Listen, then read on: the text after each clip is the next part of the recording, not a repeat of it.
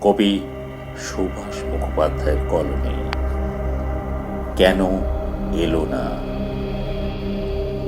সারাটা দিন ছেলেটা নেচে নেচে বেরিয়েছে।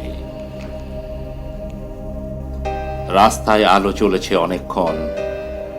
এখনো বাবা কেন এলো না মা? বলে গেল মাইনে নিয়ে সকাল সকাল ফিরবে।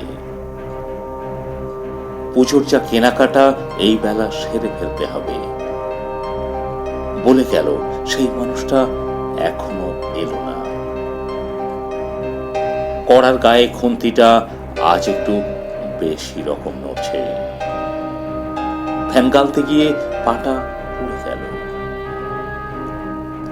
জানলার দিকে মুখ করে ছেলেটা বই নিয়ে বসল মাটিতে। সামনে ইতিহাসের পাতা খোলা। ঘড়িতে টিক টিক টিক টিক শব্দ। কলে জল পড়ছে। ও বাড়ির পাঁচিলটা থেকে লাফিয়ে নামলো একটা গোঁপওয়ালা বেড়াল। বাপের আদরে মাথা খাওয়া ছেলের মতন। হিচিবিচি অক্ষরগুলো একগুঁয়ে অবাধ্য। যতক্ষণ পুজোর জামা কেনা না হচ্ছে নড়বে না। এখনো বাবা কেন এলো না মা? রান্না কোন কালে শেষ?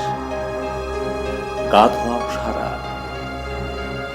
মা এখন বুনতে বসে কেবলই ঘর ভুল করছে।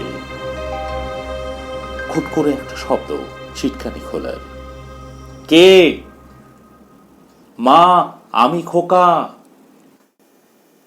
গলির দরজায় ছেলেটা দাঁড়িয়ে।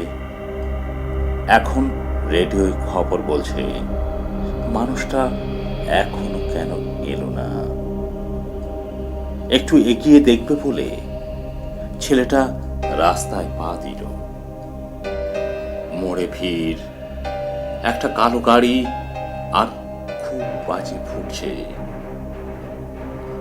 কিসের পুজো আজ? ছেলেটা দেখে আসতে গেল।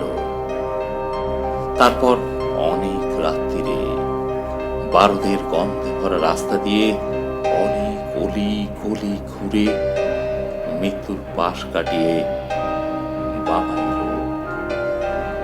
ছেলে এলো না।